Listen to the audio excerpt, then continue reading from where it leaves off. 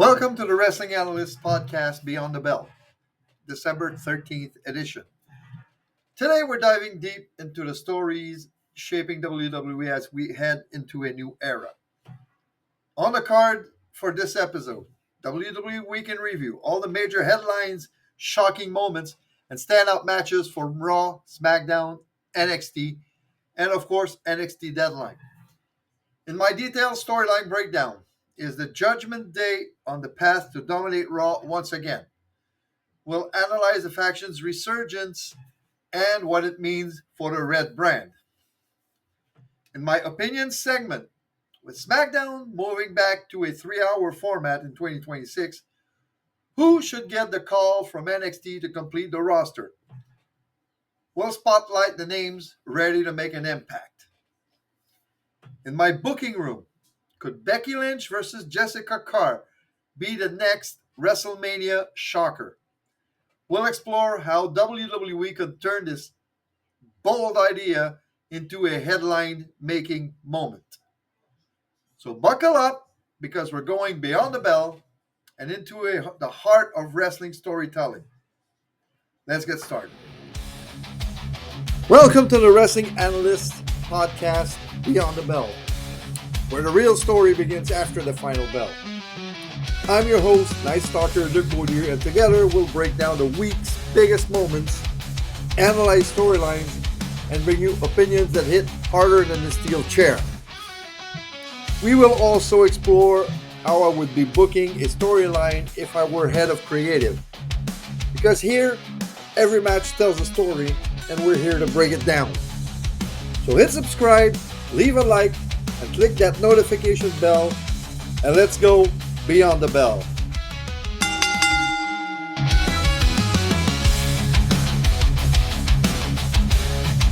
Okay, so we got the week in review. So we got a lot of stuff to cover, so let's start with NXT Deadline last Saturday night. Obafemi wins back the NXT Championship. He took the title back from Ricky Saints, which could signal a call-up for Saints, but I don't think so right now. He will be involved in a feud with Javon Evans in the coming weeks and maybe months. Oba will face Cody Rhodes Saturday night's main event. Kendall Gray won the Women's Iron Survivor Challenge and will face JC Jane for the NXT Championship. Could she become the next double champion in WWE? One thing is for sure, WWE sees a great future in Kendall Gray. Comparisons are already being made with Kurt Angle because of how fast she is climbing the ladder of success. Ethan Page retained his title over Mr. Iguana, which is more of a very popular comedy act than a serious contender. But that gives people something to laugh about. Izzy Dame took advantage of Sean Spears' distraction of Tatum Paxley to get the victory, but that is not over by a long shot. And Javon Evans did not run out of time this year and won the Men's Iron Survivor Challenge. He was to face Obafemi at New Year's Eve, but decided to take a shot last Tuesday instead. More on that later. Now, let's get to Raw. The feud between the Kabuki Warriors and Rio seems to be back in motion, with Io battling Kairi Sane in a singles match. But that is just part of the bigger picture involving a total of 6 teams. Kairi is taking the losses right now, but expect something big to come out for Kairi in 2026 or maybe start of 2027. We'll see. World Tag Team Championship, AJ Styles and Dragon Lee retained versus the War Raiders.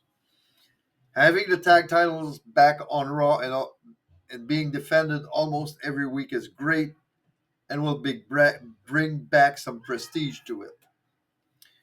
When Finn and JD had the titles, they were kind of lost in the whole storyline with Dominic, and the WWE probably didn't want to overexpose the Judgment Day.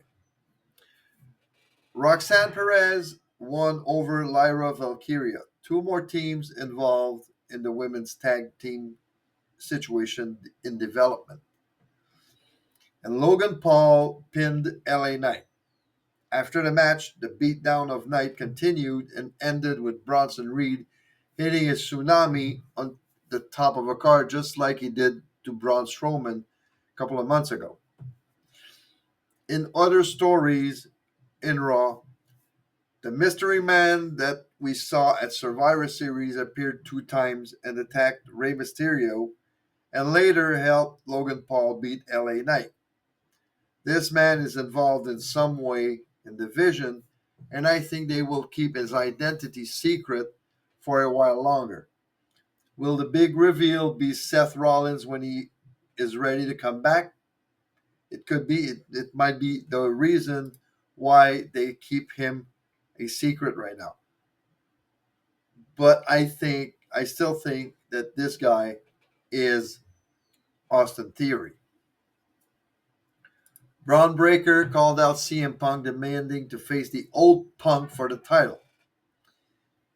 And Gunther vowed to make Cena give up tonight at Saturday night's main event. Raquel Rodriguez demanded the title match but against Stephanie Vaquer, but that seemed to ruffle the feathers of Liv Morgan a little bit. So I'm talking later about the Judgment Day ready to take over Raw and take back Raw and control of Raw and everything. This is going to be part of my detailed storyline breakdown. So on to NXT. Kalani Jordan wins over Jordan Grace. Now, Jordan Grace seems to be losing a lot more than she is winning, but look for her to come out on top of this feud soon, maybe at New Year's Evil. Shiloh Hill defeats Lexis King. Lexis King seems to lose all of his matches right now. There are 2 possibilities for him. A release would be unfortunate because I think he's a good talent and has wrestling in his genes. A call up. If he is called up, I would repackage him as Brian Pillman Jr. But more on that in my opinion segment. Sol Ruka pins Ren Sinclair. Zarya was in the crowd looking at the match and left after Sol's victory, prompting Sol to chase after her.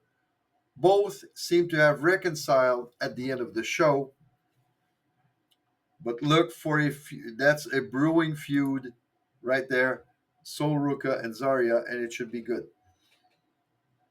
And there's a lot.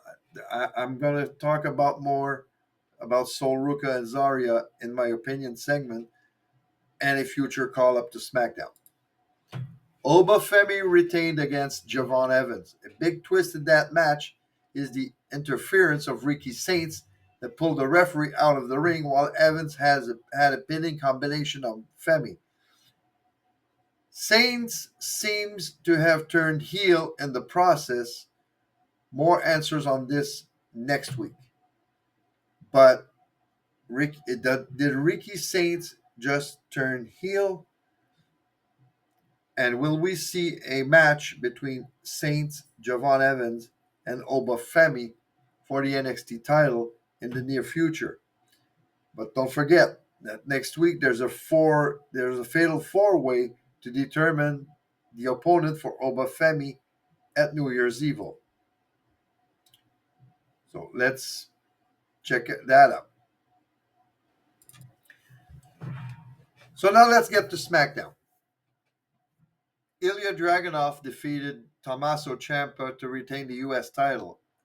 Ciampa and Gargano attacked Dragunov after the match, but Carmelo Hayes made the save. So is there going to be an alliance between Carmelo Hayes and Ilya Dragunov to take on DIY? We'll see.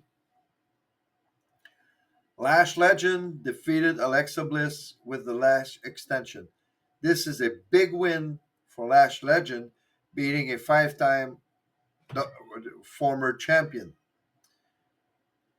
And this just adds fuel to the fire between that storyline for the World Tag Team title with six teams that are involved. Javon Evans, after having an backstage interaction with The Miz, got a match against The Miz and beat him with the OG Cutter just to set up the big tag team match for tonight at Saturday night's main event with Leon Slater against AJ Styles and Dragon Lee. And Damian Priest and Rhea Ripley got the best of Zelina Vega and Aleister Black. Now, this match was filled with missed spots, probably due to a lack of chemistry between Vega and Ripley. Vega tried something innovative, I think, two times, but couldn't do what she tried. So, what is that move? I don't have a clue, but I think WWE will tell her not to try it anymore. In other stories, we saw Obafemi face off with Cody Rhodes. That's a setup for tonight's match. And I think that Oba will win tonight against Cody Rhodes because of outside interference from Drew McIntyre. So keep that in mind. Wyatt Six and MFT did a promo over the tag team titles. So that's going to be a battle that's pretty interesting to come. And tag team titles are back in the spotlight on both Raw and SmackDown, which is good. I talked about that recently in my opinion segment that WWE seemed to have forgotten one of their cornerstone from the past, and I think they're coming back to it right now. And Jade Cargill attacked Michin backstage instead of having a match. Michin came to the ring during Cargill's promo, but Cargill came out on top of the altercation, and she says that she's that bitch. So we'll see how it goes with that feud between Cargill and Michin. Of course, Michin is not going to beat Cargill for the title. I think that it's just a feud to have Cargill wait for her opponent at WrestleMania, which is going to be, I think, Bianca Belair that's going to win the Royal Rumble. So let's see what's going to happen tonight at Saturday night's main event. But let's keep in mind, Obafemi will beat Cody Rhodes tonight because of outside interference from Drew McIntyre. More on that in my preview interactions segment.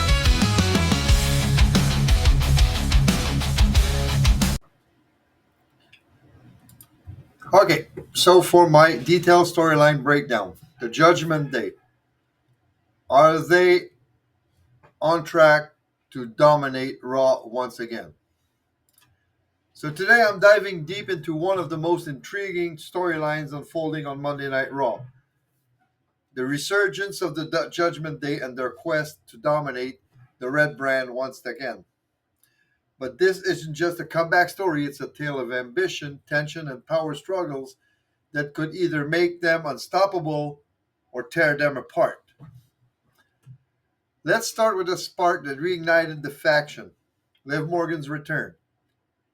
After months on the shelf recovering from injury, Liv came back with fire in her eyes and a clear mission to put the Judgment Day back on top. Her presence alone shifted the balance of power within the group. But as we all know, when you add a strong personality to an already stacked faction, things tend to get complicated. Right now, Raquel Rodriguez is set to challenge Stephanie Vaquer for a world championship. On paper, that's huge for the Judgment Day, but behind the scenes, it ruffles some feathers, especially with Liv Morgan. Why? Because Liv Morgan has been targeting Vaquer herself.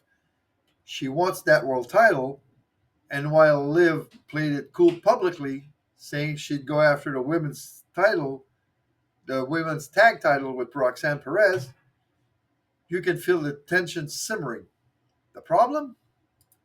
Roxanne doesn't seem thrilled about teaming with Liv. She and Raquel had a good thing going before Liv returned. Now both of them are questioning Liv's sudden takeover of the faction. And that's just the women's division drama. Over on the men's side, things are just as messy. Dominic Mysterio is riding high after reclaiming the Intercontinental Championship from John Cena, a massive win that cemented his spot as one of WWE's most talked about stars. But let's not forget how he got there. This past WrestleMania, Dominic pinned Finn Balor to win that title. That moment didn't just shock fans, it left a scar. Finn hasn't forgotten, and JD McDonough has been vocal about wanting Dominic to stand on his own. That friction could explode at any moment. So what happens after Raquel's shot at Vaquer? Here's the roadmap. Liv Morgan will go all in for the world title. Raquel and Roxanne will regroup and chase the women's tag title. Finn and JD will set their sights on the men's tag title. And Dominic, he'll keep defending the IC title, at least until Finn's decide to settle the score. On paper, this strategy could make the Judgment Day the most dominant faction on Raw. Imagine it. Multiple championships across the board, total control of the narratives. But here's the catch. Ego, ambition, old grudges. Liv wants the top spot. Raquel and Roxanne feel sidelined. Finn might be plotting revenge. And Dominic? He's caught in the middle, holding gold, but surrounded by sharks. Now let's expand on this. Finn versus Dominic. What happens if Finn Balor finally reminds Dom how he got the Intercontinental Championship in the first place? That WrestleMania pin wasn't just a pin, it was a turning point. If Finn starts bringing that up, Dominic can feel the walls closing in. And when Dom feels threatened, he doesn't fight fair.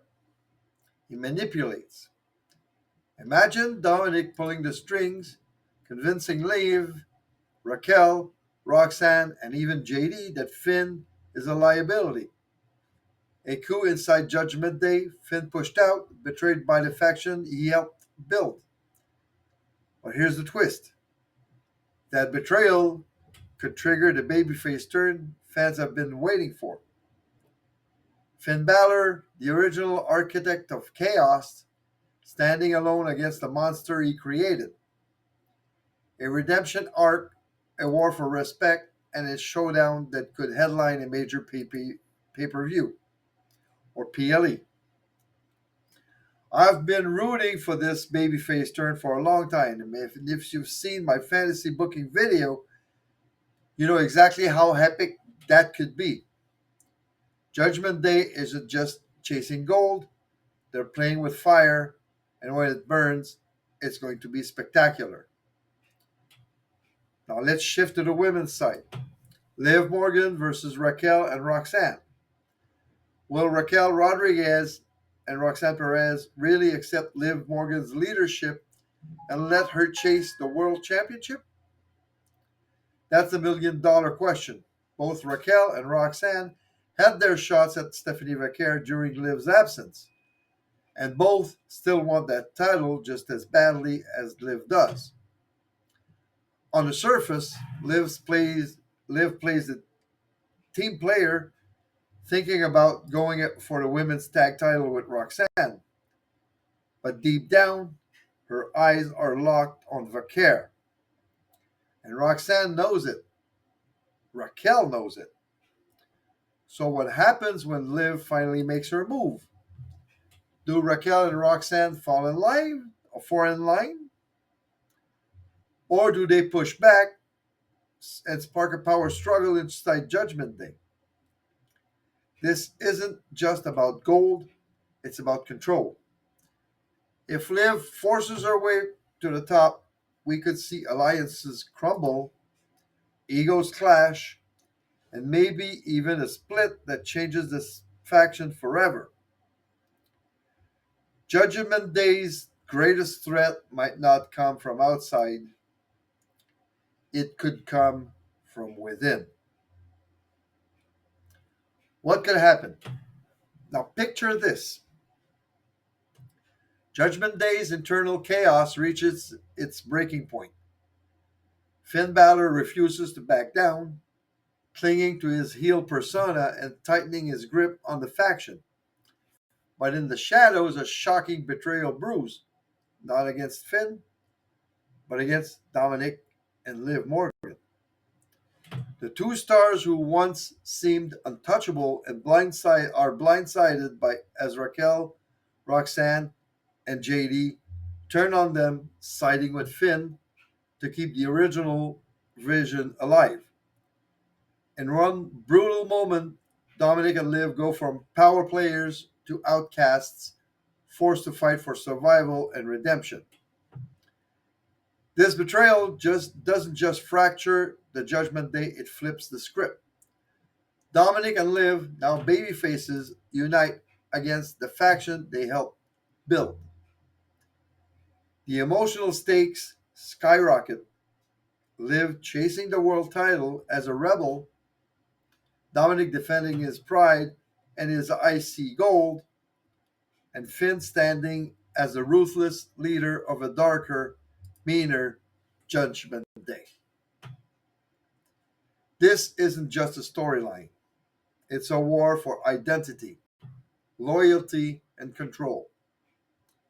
And when the dust settles, Raw will never be the same. So here's the big question: will Judgment Day rise to reclaim Raw, or will their own internal chaos tear them apart before they reach the top? I want to hear your thoughts. Who takes the world title first, Liv or Raquel? Does Finn betray Dominic? Can Roxanne and Raquel trust Liv? So leave your comments and let's see what happens. But this is going to be one wild ride, and I can't wait to see how it unfolds.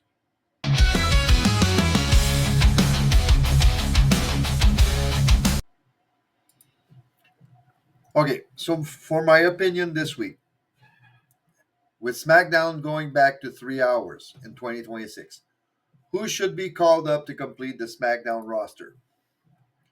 Now, big changes are coming to Friday night. Starting January 2nd, SmackDown is expanding to a full 3 hour show.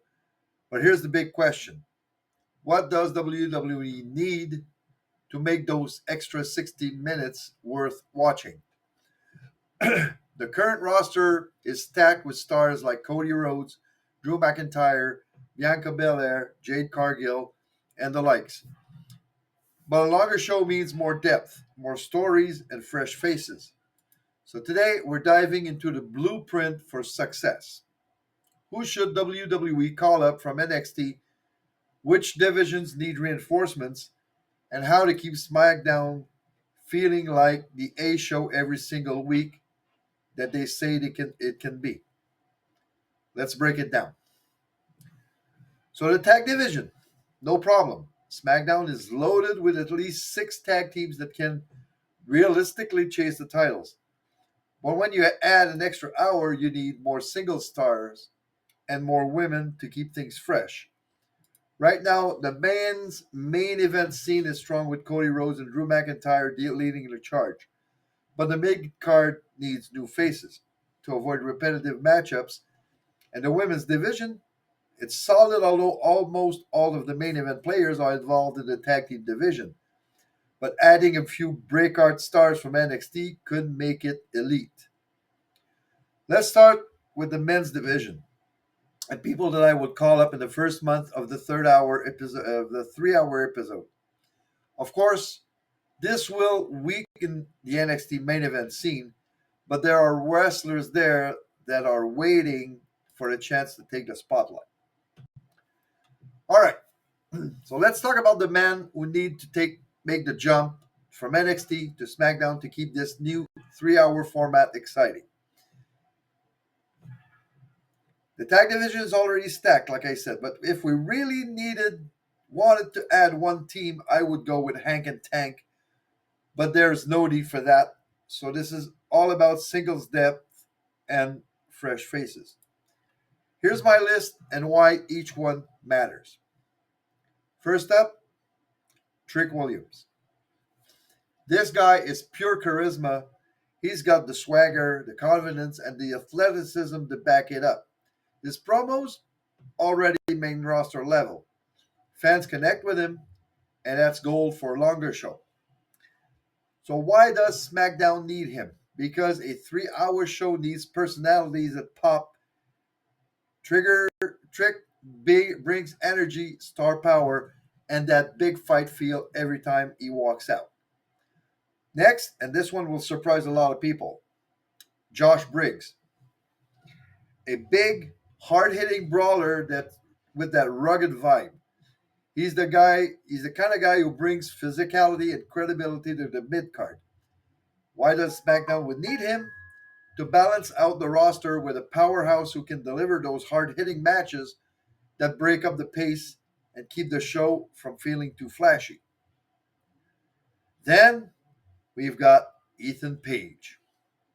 He's the current North American champion, so he'd have to relinquish that title before moving up. But trust me, he's worth it. Page is polished on the mic, confident in the ring, and versatile enough to work with anyone. So why does SmackDown need him? Because he's a natural heel who can instantly create compelling rivalries and elevate the mid card with his promo skills. Now let's talk about say his name and he appears, Joe Hendry. Okay, he didn't appear in my house. If you know, you know. His musical entrances, his charisma, this guy is entertainment personified. But don't let the fun fool you. He can wrestle. Why does SmackDown need him? For a 3 hour show, variety is a key. Hendry brings entertainment value without sacrificing credibility, making him perfect for segments that keeps fans engaged between big matches. Next up, Lexus King. But here's the twist. Rebrand him as Brian Pillman Jr. That name carries history and fans love a legacy story. He's got the look, the attitude, and a natural heel vibe. Why does SmackDown need him? Because a cocky antagonist with a famous name adds instant intrigue and gives a mid card a character driven edge. And finally, the big guy, Oba Femi. Now, I would not call Oba right now.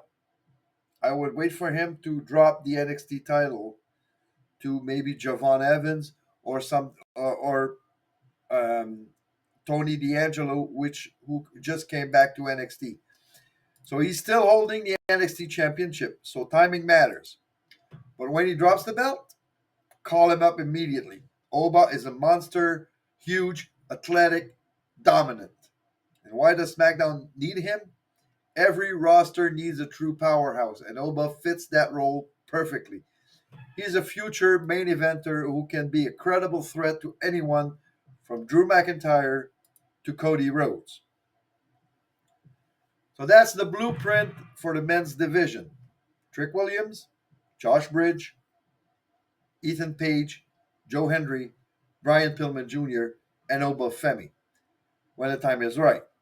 These guys bring charisma, size, and variety, everything SmackDown needs to make 3 hours fly by. Now let's talk about the women's division. SmackDown has some big names already: Bianca Belair, Charlotte Flair, Tiffany Stratton, Alexa Bliss. But for a 3 hour show, you need depth and variety. Here's how I'd bring up is who I'd bring up from NXT and beyond to make this division elite. First up, Jordan Grace. She's a powerhouse with a proven track record outside of WWE, and she's already made waves in NXT. Why does SmackDown need her? Because she brings legitimacy and strength to the division. Jordan can go toe to toe with anyone, and her presence instantly raises the level of competition. Next, Kalani Jordan. Athletic, flashy, and full of potential. She's the kind of performer who can deliver highlight reel moments every week. Why does SmackDown need her? Because she can add that high energy style that keeps fans engaged and gives the division a fresh, modern feel. Then we've got Fatal Influence as a whole, a trio made up of JC Jane, Fallon Henley, and Lainey Reed. This group brings attitude, chemistry, and ready-made storyline. Why does SmackDown need them? Because adding a strong faction opens up new possibilities for the women's tag titles, multi-women feud, and faction-based storytelling that keeps things interesting. Looking ahead, not right now, but looking ahead, because I want them to feud at some point in NXT, and that's Sol Ruka and Zarya. They are destined to feud in NXT, and I'll let that play out before calling them up, probably after WrestleMania. Why does SmackDown need them? Because Sol Ruka's innovative offense makes her a future star, and Zarya adds a unique presence. But if only one gets the call, it's Sol Ruka. She's a highlight machine and perfect for big stage moments. Zarya could then take the dominant spot in NXT before being called up herself in the future. So for the women's division, Jordan Grace, Kalani Jordan, fatal influence right now, with Sol Ruka and Zarya waiting in the wings. These additions give SmackDown the depth and diversity it needs for a 3 hour format. So there you have it. SmackDown is moving to 3 hours, and if WWE wants to keep fans hooked, they need to add depth and variety. For the men, Trick Williams, Josh Bridge, Ethan Page, Joe Hendry, and Brian Pillman Jr. are ready to make an impact, with Oba Femi waiting in the wings until he loses that NXT title. And for the women, Jordan Grace, Kalani Jordan, Fatal Influence, and in the near future, Sol Ruka and Zarya. These call-ups give SmackDown the tools to stay fresh, exciting, and truly feel like the A show every Friday night. So what do you think? Who would you call up from NXT? Hit me up with your thoughts.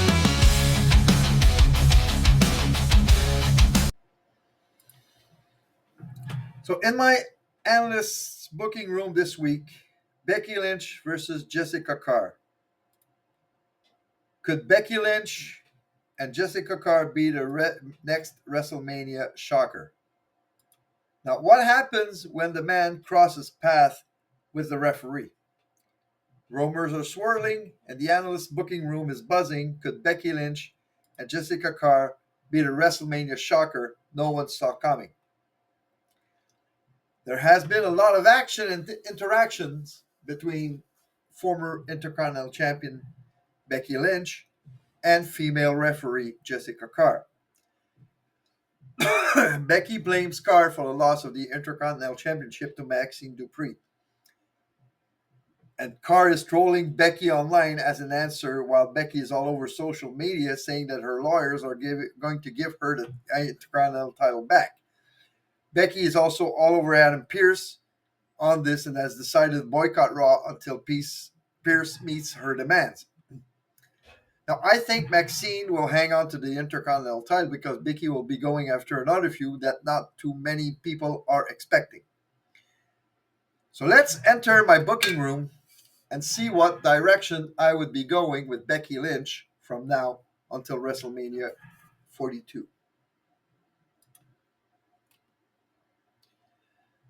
So, December 15th episode of Raw. Becky Lynch comes back to Raw after getting the following guarantees from Adam Pearce: an Intercontinental title rematch against Maxine Dupree on December 22nd, and a promise that Jessika Carr will not be the referee for the match. Becky promises to destroy Maxine and take back her title. So, following week, we have Becky versus Maxine. During the match, a masked female comes out from backstage and gets on the ring apron. Becky is distracted, and when she turns around, Maxine slaps on the ankle lock submission, including the leg scissors. Becky has no other choice than to tap out. Now, Jessika Carr will be the referee. Jessika Carr will be the referee for another match during the night, and will cross paths with Becky backstage on her way to the ring. And Carr can say, "Well, Becky, I was not the referee tonight, and you still lost." Sorry. Becky can answer, stopping dead in her tracks, "Say that again?" And Carr answers back, "You heard me. Maybe the problem isn't you, Becky. Maybe the problem isn't me." Sorry, I'm remaking this quote. "You heard me. Maybe the problem isn't me, Becky. Maybe the problem is you." And just walks off while Becky is fuming and muttering to herself. So we get to December 29th, and Lynch goes to Adam Pearce and talks about conspiracies against her, demands to know who the masked woman is. When Pearce answers that he doesn't know, Lynch replies that she wants to have a match against her to expose her. And Pearce makes the match official for the first anniversary of Raw on Netflix on January 5th, 2026. Lynch replies that she doesn't want Carr as the referee either. Pearce answers that he didn't have Jessika Carr scheduled as the referee because he didn't want any excuses if she loses. So, first anniversary episode of Raw on Netflix, Becky versus Calix. Now, Becky has Calix in the disarm submission and boasts that she will win the match, but Calix shockingly reverses the hold into a roll-up for the 3 count. Calix then quickly rolls out of the ring and rolls backstage.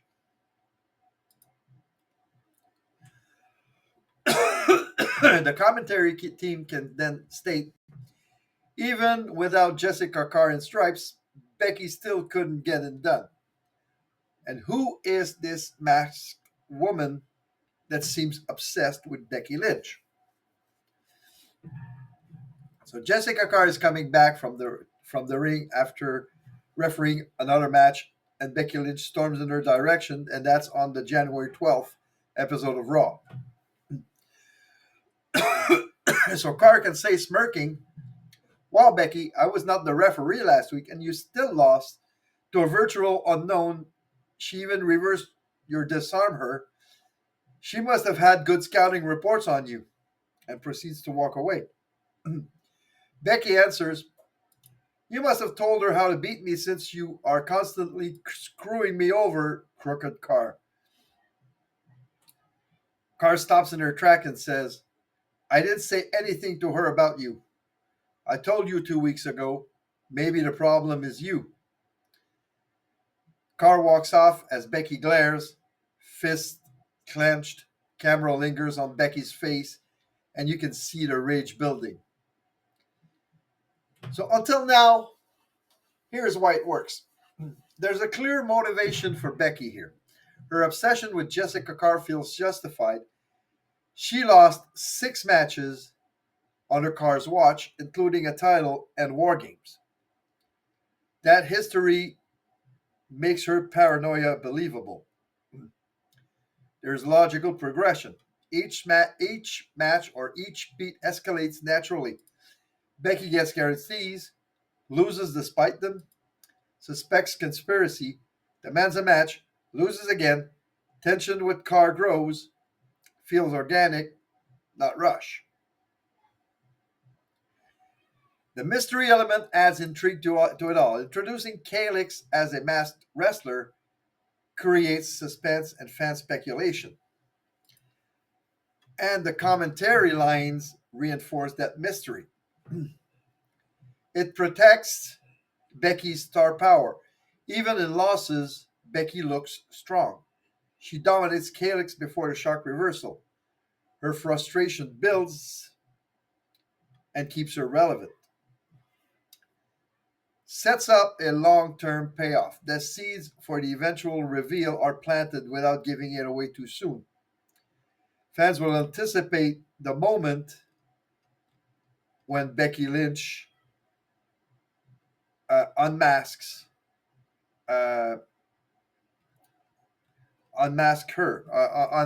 Calix. So let's keep going. January 19th. Calix faces a local wrestler in a match and wins. After the match, Adam Pearce announces that Calix has become a member of the Raw roster and will enter the Royal Rumble. So Becky comes out to the ring and attacks Calix, trying to unmask her. But Calix hits her finisher and runs off backstage. And this shows Lynch's obsession for the masked wrestler. So on the 26th, Becky cuts a promo in the ring saying that I don't care if I have to throw 29 other women over the top rope. I'll make sure that masked rookie doesn't leave with her mask or her pride. So we get to the Royal Rumble. Becky, who entered at number 5, is in the ring, as entry number 14 is up. Calix's music hits and Becky stops what she's doing and waits for the object of her obsession to get in the ring. Now, she tries to unmask Calix and fails. Calix eliminates Becky from the match, putting even more fuel on the fire. So we get on the road to WrestleMania with the Raw of February 2nd.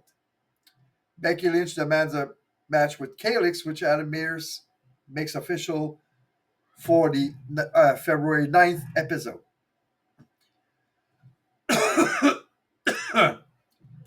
So Becky Lynch versus Calix on February 9th. Lynch wins the match and tries to unmask her opponent and fails again. Following week, Becky gets another shot at the Intercontinental Championship, but the referee is, you guessed it, Jessika Carr. Becky loses the match when she is distracted by Calix's music being played and her opponent rolls her for the pin. But Calix never appears ringside. Following week, February 23rd, Following week, Becky wins an Elimination Chamber qualifying match. She said that she doesn't want Crooked Carr as the referee for that match, and that if Crooked Carr is not the referee, she will win the match. So we get to Elimination Chamber on February 28th. Chamber match involves Rhea Ripley, Io Sky, Becky Lynch, Liv Morgan, Lyra Valkyria, and Asuka, with Jessika Carr as the referee. So at one point, Becky gets into an argument with Jessika Carr. Push comes to shove. Carr pushes Becky and gets caught in the riptide by Rhea Ripley, and that's how she loses. After being eliminated, Becky attacks Carr and rams her repeatedly in the chamber's walls. The chains or the fiber, the plexiglass, wherever, Becky just massacres Jessika Carr. So, March 2nd of Raw, Adam Pearce suspends Becky Lynch for her actions at Elimination Chamber. So that triggers another Twitter tweet where of Becky ranting about Crooked Carr and Puny Pierce. So the following week on Raw, Calix gets in the ring and says, Becky, you've been screaming my name for weeks. Next Monday, I want you in this ring and you'll get your answers. Pierce comes out, states that Lynch is still suspended, but is willing to give the match anyway for the following week. So commentators can sell the story even more with saying, what does Calix mean by a big surprise? Could this be the moment we finally learn who's behind the mask? Raw 16th, March 16th of Raw. Calix versus Becky Lynch. Lynch tries to unmask Calix, but Calix hits her finishing maneuver and wins the match. After the match, Calix is in the aisle looking at Becky unraveling in the ring. She has a microphone and says, Becky, soon, very soon, you will see who I really am. And she points at her mask. Following week, March 23rd, Calix is wrestling Ivy Nile and wins the match with her finisher. After the match, Becky attacks Calix backstage and tries to remove her mask again and fails. Becky wrestles and wins her match. Calix comes to attack Becky, chasing her out of the ring. And while Becky is staring at Calix in the ring, Calix takes a microphone and says, Becky, you want to know who I really am?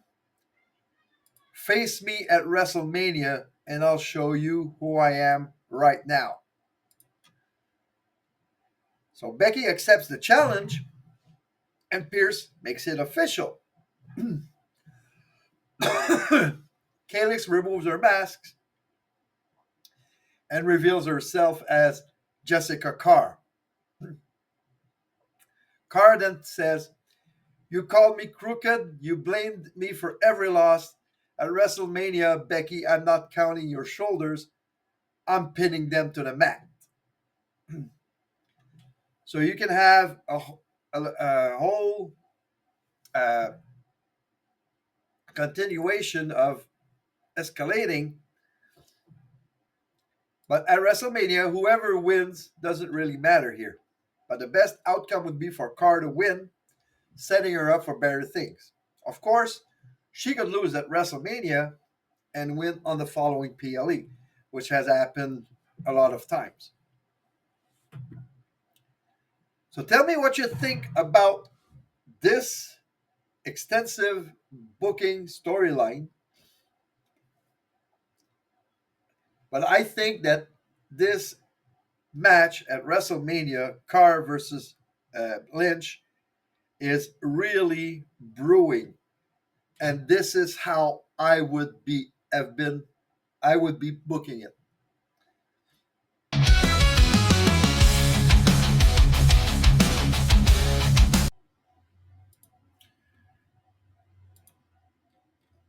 Okay, so Saturday night's main events predictions.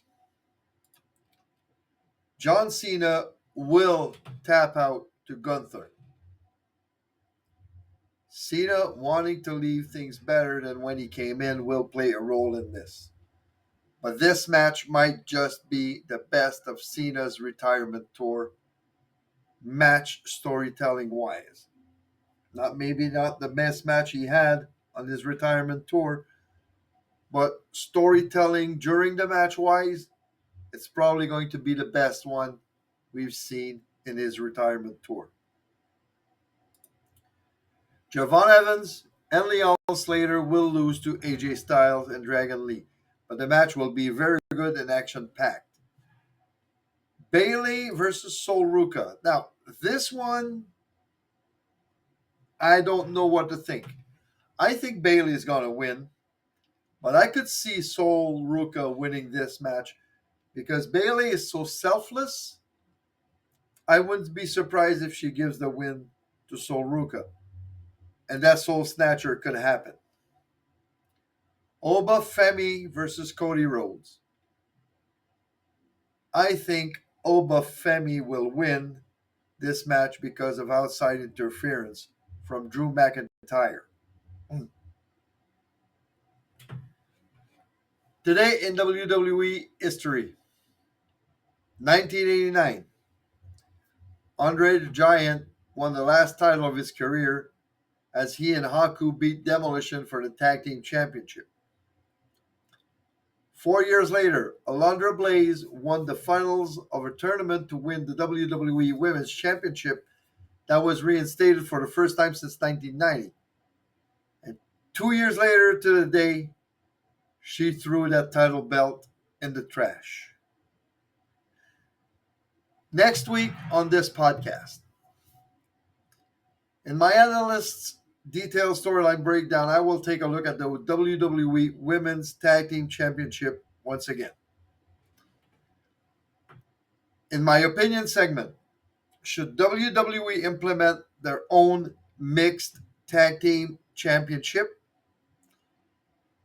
In my booking room, I did touch on that subject earlier in this episode, so next week, the booking room will make another possible storyline about what could happen in the Judgment Day, with Dominic Mysterio and Liv Morgan being chased out of the Judgment Day and how it could happen.